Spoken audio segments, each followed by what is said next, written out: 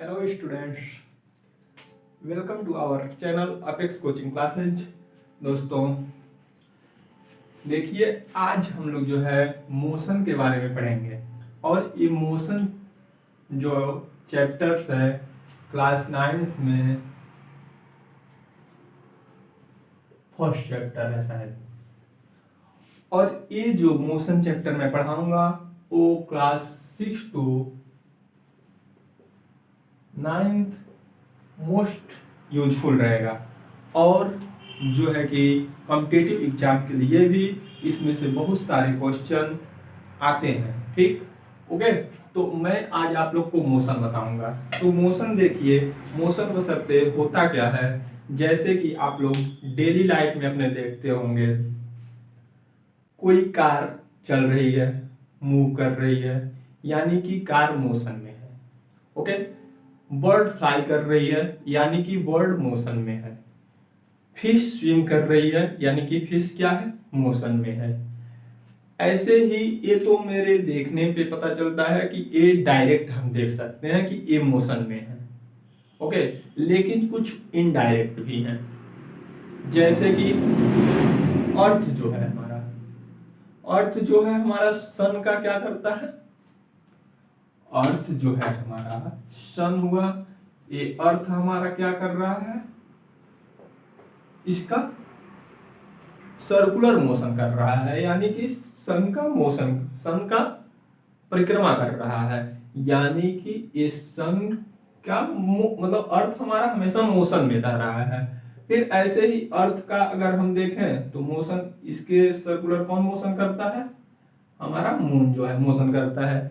तो हम कह सकते हैं अर्थ इज इन मोशन या moon is in motion. Okay, और इसी अर्थ के मोशन के कारण कि हमारा सनराइज होता है, सनसेट होता है, और जो सीजन में चेंजिंग होता है इसी अर्थ के मूव के कारण होता है, लेकिन उसको हम डायरेक्टली नहीं देख पाते। ओके, तो चलिए मोशन, हम इतना से ये तो समझ गए होंगे कि मोशन होता क्या है। मतलब अगर टाइम के साथ किसी वस्तु के पोजीशन में, किसी वस्तु के स्थान में चेंजिंग हो रहा है तो वो मोशन कहलाता है। ओके, तो an object to be in motion, एक ऑब्जेक्ट मोशन में है जब its position changes with time, इसका पोजीशन चेंज क्या हो रहा है, टाइम के साथ, यानी कि तब वस्तु को हम कहेंगे कि भैया ये मोशन में है। ओके, तो देखिए, फिर हम मोशन के बाद मोशन इन स्ट्रेट लाइन, कब कोई स्ट्रेट लाइन में है, मोशन कई प्रकार के हो सकते हैं। कोई मान लो मोशन ऐसे गए, मुड़ गए, फिर मुड़ गए, तो वो एक जैसा पाथ होता है उस टाइप का मोशन होता है। ये हमारा एक कह सकते हैं कि ये एक रेक्टेंगुलर ट्रैक है, तो इस पे मोशन तो स्ट्रेट लाइन में हो रहा है, लेकिन देखिए स्ट्रेट टू फिर स्ट्रेट, फिर स्ट्रेट, फिर स्ट्रेट। ऐसे अगर हम सर्किल पे गए तो ये सर्कुलर मोशन हो गया। स्ट्रेट लाइन पे ऐसे ही अगर हम मोशन सीधी रेखाएं में चल रहा, मोशन हम सीधी रेखा में कर रहे हैं तो वो क्या कहलाएगा, motion in a straight line. जैसे O टू C जाना है हमको, O टू A गए, फिर A टू B गए, B टू C गए, तो क्या कहेंगे, motion in a straight line. Okay, an object है, ऑब्जेक्ट O टू C तक कैसे मोशन कर रहा है, स्ट्रेट लाइन में कर रहा है, तो इसको हम बोल देंगे कि ये स्ट्रेट लाइन में मोशन हो रहा है।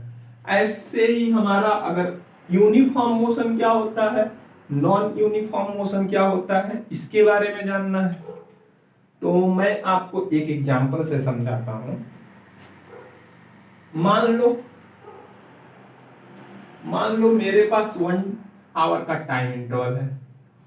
फर्स्ट आवर हम मान लो 40 किलोमीटर चले, सेकेंड आवर 40 किलोमीटर चले, थर्ड आवर 40 किलोमीटर चले, ऐसे ही मतलब फोर्थ आवर भी 40 किलोमीटर चले।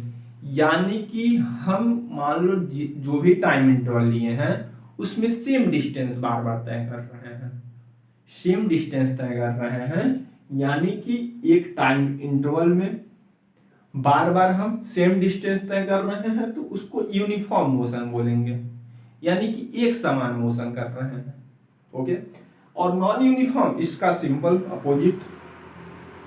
नॉन यूनिफॉर्म, मान लो हम 1 घंटे पहले 1 घंटे में 40 किलोमीटर चले, फिर ट्रैफिक आ गया 20 किलोमीटर ही चल पाए दूसरे आवर में, फिर तीसरे आवर में एकदम रास्ता फ्री हैंड 60 आवर पर किलोमीटर के हिसाब से चले, 60 किमी चले।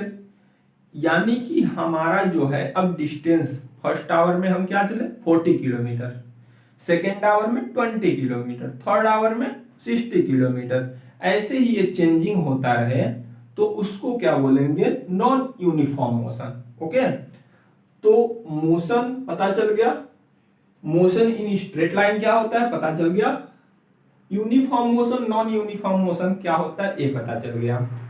अब इसके बाद हम लोग देखें तो इन्हीं सबों से हमको इन सब की जानकारी होगी। मोशन जो इसमें होता है, इस मोशन में ये सब रिलेट करेंगे, ये सारे चीज इन मोशन में आने वाले हैं। ओके, और मोशन में अभी आगे भी आएंगे, इसके आगे मैं अभी जब बोर्ड खाली हो जाएगा फिर बता देता हूं। तो ओके, देखिए अब डिस्टेंस क्या होता है, the total path covered by object. समझ में आया, नहीं समझ में आया, चलिए मैं समझाता हूं। मान लीजिए O टू A हम जा रहे हैं, जहां हमको 10 किलोमीटर का पाथ है उसको तय किए, फिर A टू B गए, A टू B गए तो हम कितना वो तय किए पाथ 5 किलोमीटर का, फिर B टू C गए। ओके, B टू C गए 20 किलोमीटर, तो बोला जाए डिस्टेंस कितना हुआ तो कहेंगे 10, बोला जाए डिस्टेंस कितना हुआ तो बोलेंगे 10 प्लस 5 प्लस 20 यानी कि 35 किलोमीटर।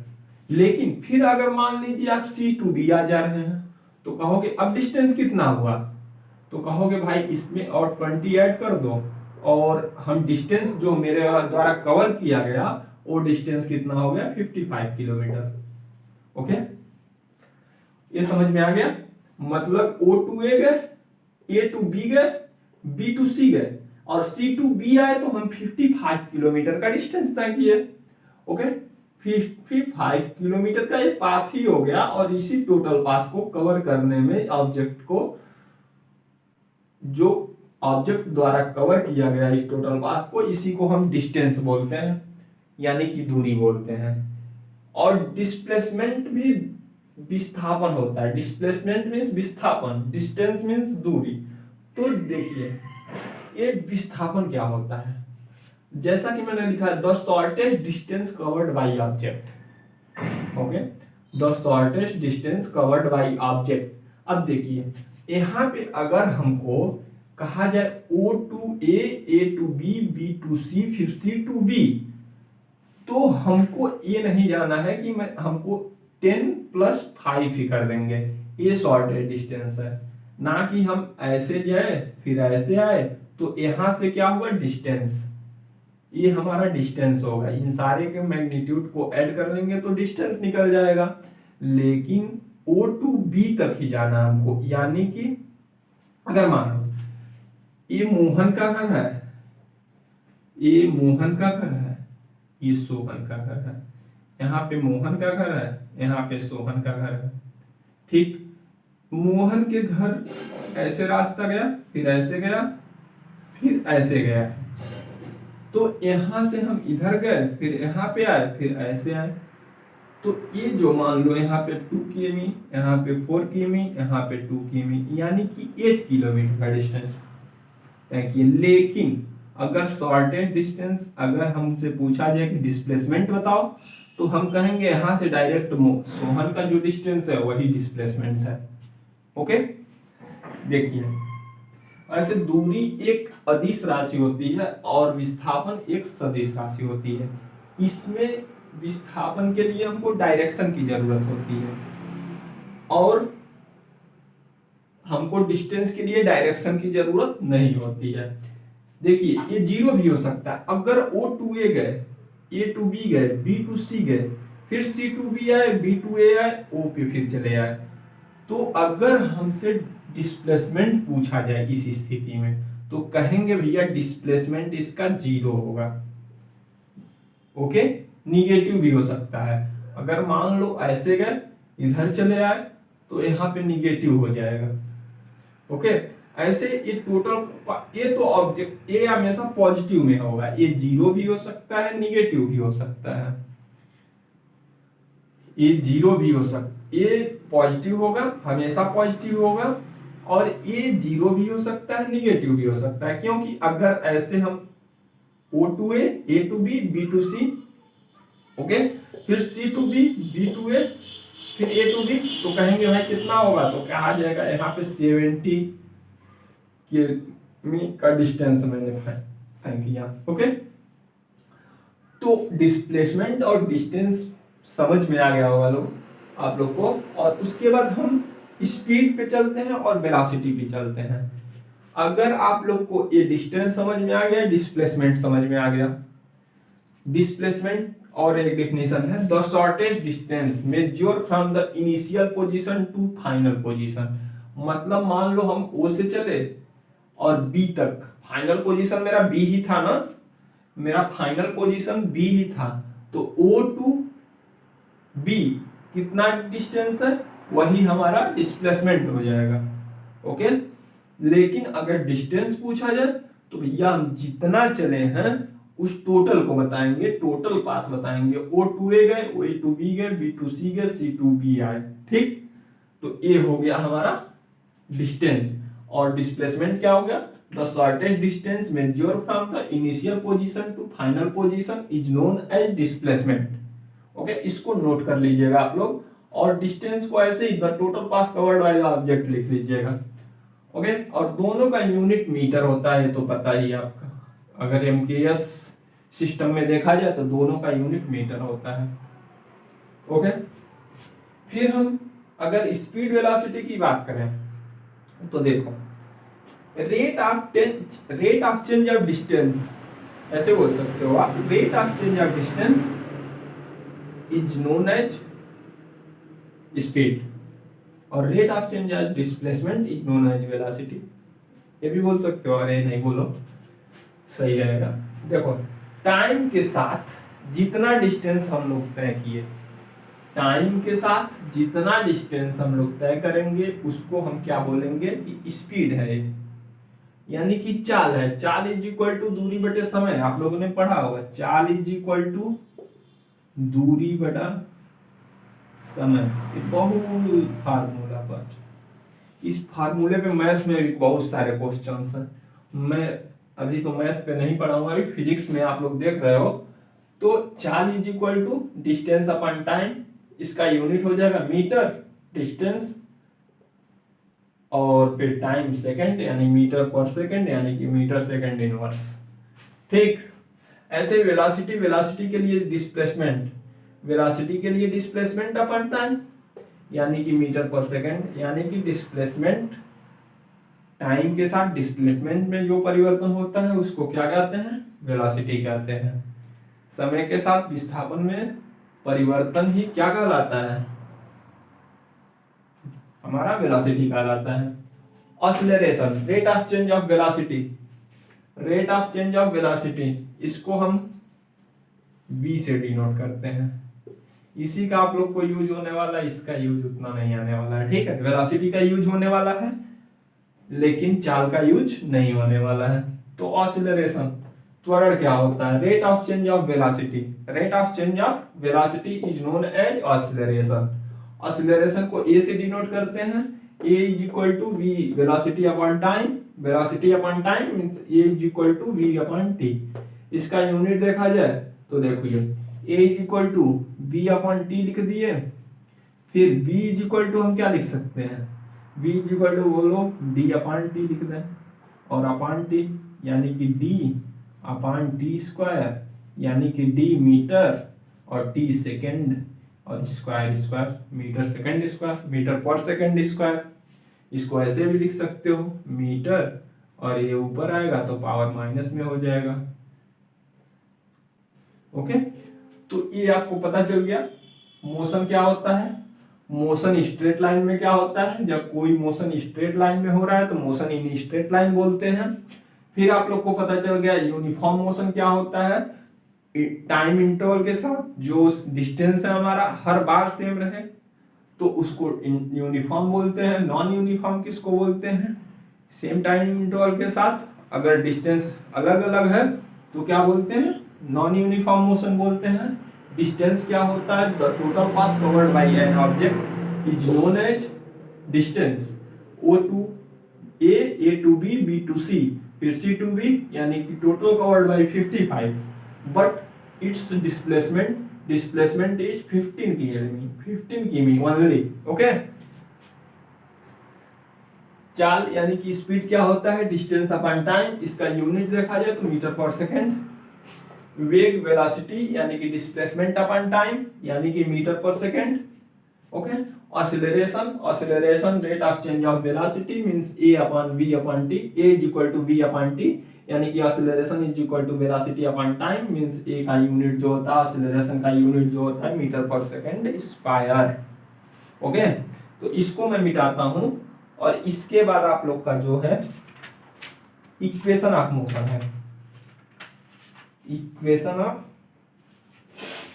ग्राफ नहीं बताता हूं मैं, ग्राफ सॉरी, ग्राफ नहीं बताता हूं।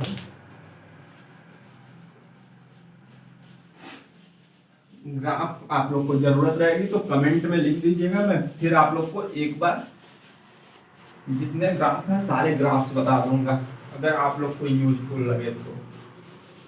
लेकिन ग्राफ बनाना कोई बहुत बड़ी बात नहीं है, आप लोग बुक देख लेंगे ग्राफ बन जाएगा।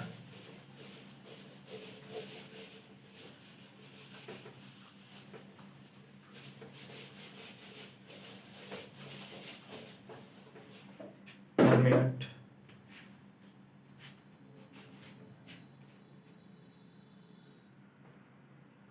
देखिए इक्वेशन ऑफ मोशन सबसे इंपॉर्टेंट टॉपिक इसमें है। ये इक्वेशन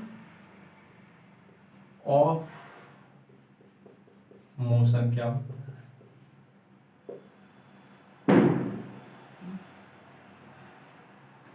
इक्वेशन ऑफ मोशन क्या होता है? अगर मान लो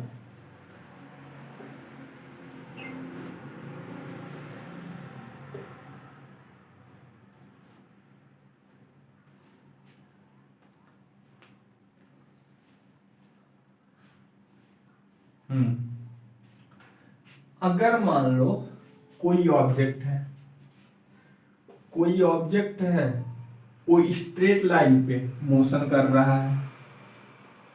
कोई ऑब्जेक्ट है स्ट्रेट लाइन पे मोशन कर रहा है, मान लो कोई ऑब्जेक्ट ओ है, ये स्ट्रेट लाइन पे मोशन कर रहा है। और कैसे कर रहा है? एक यूनिफॉर्म वेलोसिटी। यूनिफॉर्म वेलोसिटी मतलब एक समान वेलोसिटी से, एक समान वेलोसिटी से ये मोशन कर रहा है। तो ये कितने लोग को रिलेट करेगा? अरे सॉरी, समान वेलोसिटी से नहीं, समान ऑसिलरेशन से। यूनिफॉर्म ऑसिलरेशन, यूनिफॉर्म ऑसिलरेशन, यूनिफॉर्म ऑसिलरेशन समझ रहे होंगे आप, एक समान वेलोसिटी से। और वो यूनिफॉर्म ऑसिलरेशन जो है हमारा, मान लो कि ये है, सॉरी ठीक है, यूनिफॉर्म ऑसिलरेशन हम मान लेते हैं ए है, उसी से ई किसी स्ट्रेट लाइन पे कोई ऑब्जेक्ट मोशन कर रहा है। तो ये हमको अरे हमारे इस मोशन में किसको किसको रिलेट करेगा? सबसे पहले तो वेलोसिटी को रिलेट करेगा, वेलोसिटी को रिलेट करेगा। ओके, ऑसिलरेशन ड्यूरिंग मोशन हमको पता ही है, इसको भी रिलेट कर ही रहा है। फिर देखिए डिस्टेंस, डिस्टेंस को रिलेट करेगा। तो मान लिए ऑब्जेक्ट यहां पे जब था तो हमारा वेलोसिटी u था, यानी कि इनिशियल वेलोसिटी जो था हमारा जब ऑब्जेक्ट इस ए पॉइंट पे पहुंचा तो हमारा यहाँ पे वेलोसिटी जो था v था, यानी फाइनल वेलोसिटी मान लो आप v है। और डिस्टेंस कवर्ड बाई, मान लो कि यस डिस्टेंस कवर्ड किया, डिस्टेंस मतलब डिस्प्लेसमेंट ही समझ गए ना, डिस्टेंस कवर्ड बाय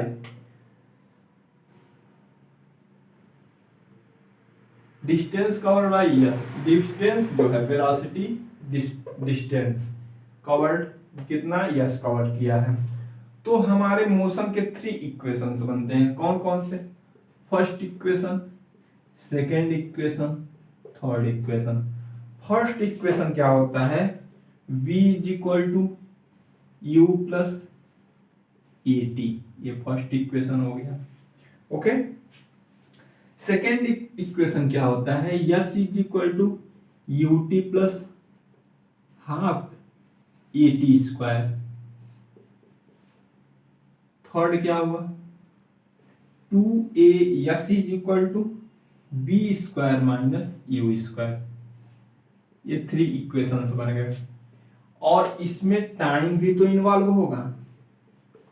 तो वेलोसिटी, इनिशियल वेलोसिटी यहाँ पे u लिखे, यहाँ पे v लिखे, यानी कि ये फाइनल वेलोसिटी, यहाँ पे इनिशियल वेलोसिटी मानेंगे। Okay, a acceleration, t time, फिर s is equal to u t plus half a t square, और 2as is equal to v square minus u square. Final velocity इसका whole square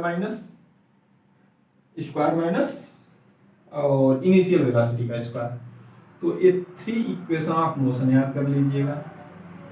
okay, इस पे based numericals question जो है मैं देख लेता हूं, 1 मिनट, क्वेश्चंस अगर कोई है तो सॉल्व करवा देता हूं, आपको कंफर्म हो जाएगा। क्वेश्चन नोट करिए आप लोग, एक क्वेश्चन नोट करिए। चलिए इसको ऐसे ही रहने दीजिए। और train starting from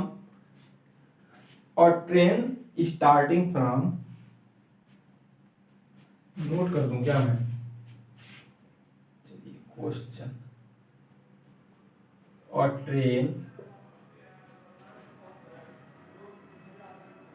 starting from rest attains ये वेलोसिटी ऑफ रेस्ट अटेन्स और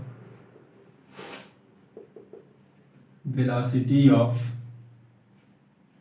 72 किमी per hour in 5 minutes. Okay, assuming that the acceleration is uniform, assuming that the acceleration is uniform. Okay, तो फाइंड कीजिए, कह रहा है फाइंड फर्स्ट क्या find करना है, the ऑसिलरेशन,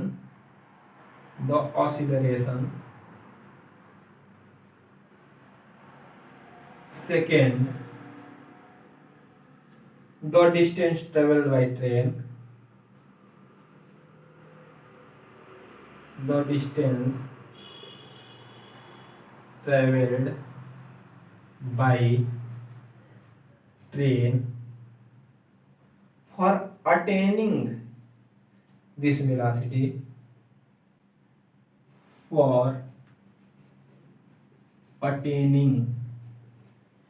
this velocity,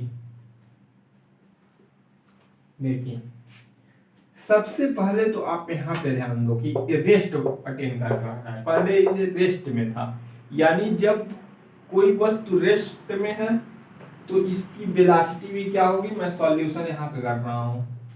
okay, solution मैं यहाँ पे कर रहा हूँ। अगर कोई वस्तु रेस्ट है यानी कि इसका इनिशियल वेलोसिटी क्या होगा हमारा, u is equal to 0। Okay, initial velocity u is equal to 0 और फाइनल वेलोसिटी ये दिया है 72 किमी, रेस्ट हो रहा है और ये अटेन क्या कर रहा है लास्ट में, जब ये 72 का वेलोसिटी, किमी पर आवर की वेलोसिटी, यानी v इज इक्वल टू 72 किमी पर आवर। उसके बाद मेरे हमको कुछ नहीं दिया है, ये बस दिया है ऑसिलरेशन जो है यूनिफॉर्म है, ये हमको पता है ऑसिलरेशन यूनिफॉर्म है। इसके अलावा कुछ दिया है नहीं दिया है, नहीं दिया है कुछ, इन 5 मिनट टाइम दिया है, t इक्वल टू 5 मिनट दिया है। ओके, तो इसको सॉल्व कैसे करेंगे, फर्स्ट देख लेते हैं। तो इसको सबसे पहले तो सेकंड में चेंज कर लो, 5 into 60 is equal to,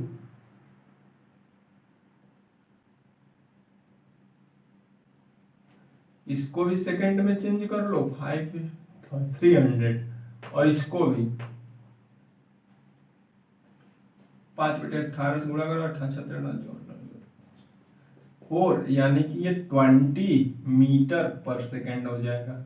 okay, यानी कि 1 सेकेंड में ये 20 मीटर चल रहा है। ठीक है, तो फर्स्ट वाला इक्वेशन हम क्या कहेंगे, फर्स्ट में हमको फाइंड क्या करना है, ऑसिलरेशन या तो इस इक्वेशन में फाइंड कर सकते हैं हम, या तो इस इक्वेशन में फाइंड कर सकते हैं। कहीं डिस्टेंस आप मेजर कर पाओगे, नहीं कर पाओगे, यानी कि हमको इस वाले इक्वेशन में सब कुछ पता है, टी भी पता है, यू भी पता है, वी भी पता है, तो इस वाले इक्वेशन को लिख लेंगे we know that first equation of motion is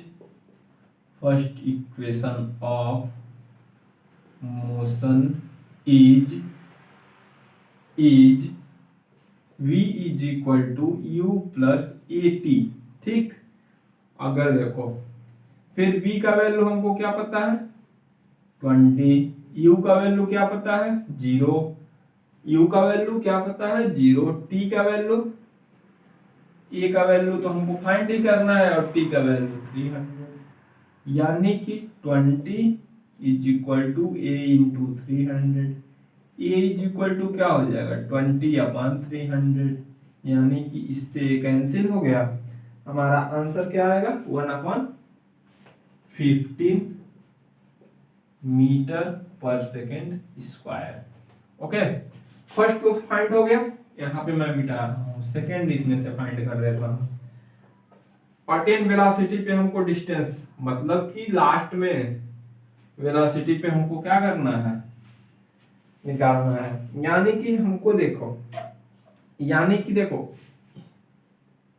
distance निकालना है, ये पता है, v पता है, u पता है, यानी डिस्टेंस यहां से निकलेगा। थर्ड, तो टेकिंग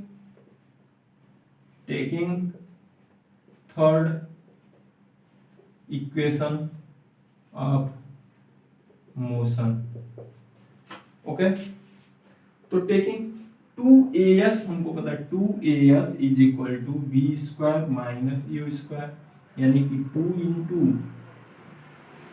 एक्सीलरेशन तो पता ही चल गया 1/15 इंटू एस नहीं पता है, v इज इक्वल टू क्या है 20 का स्क्वायर माइनस 0, यानी कि ये 2/15 into s is equal to 400, यानी 2 से ये 200 हो जाएगा और 15 इधर जाएगा, s is equal to 3000 metre, यानी कि s is equal to 3 kilometre का डिस्टेंस तय किया। ओके, तो फर्स्ट भी फाइंड कर दिया, सेकंड भी फाइंड किया। ऐसे ही हमको ये पता करना है कि कौन सा इसमें इक्वेशन लगेगा, फर्स्ट इक्वेशन लगेगा। अगर मान लो आपको v दे दिया, u दे दिया, t दे दिया, तो आप कहोगे भैया फर्स्ट लगा दो, a का वैल्यू निकल जाएगा। ये जब पता चल गया, हमको t का वैल्यू मान लो नहीं पता है, तो t का वैल्यू नहीं पता है, लेकिन a का वैल्यू पता है, v का वैल्यू पता है, u का वैल्यू पता है, तो यहाँ पे t भी फाइंड कर सकते हैं। अगर डिस्टेंस दिया है तो इस वाले फार्मूले से भी फाइंड कर सकते हैं। तो आपको देखिए, मान लो इसमें 2 अननोन है, 1 नोन है, तो फाइंड, देखिए 2 नोन है, 1 अननोन है, तो फाइंड हो जाएगा। तो देखिए दोस्तों, ये मोशन चैप्टर जो है मैं यहीं पे फिनिश करता हूँ, बाकी आगे के चैप्टर में मैं फिर मिलूंगा आपसे। और अगर आपको वीडियो अच्छा लगे तो चैनल को सब्सक्राइब कर दीजिएगा, वीडियो को लाइक और शेयर करना मत भूलिएगा। ओके, धन्यवाद दोस्तों, बाय बाय।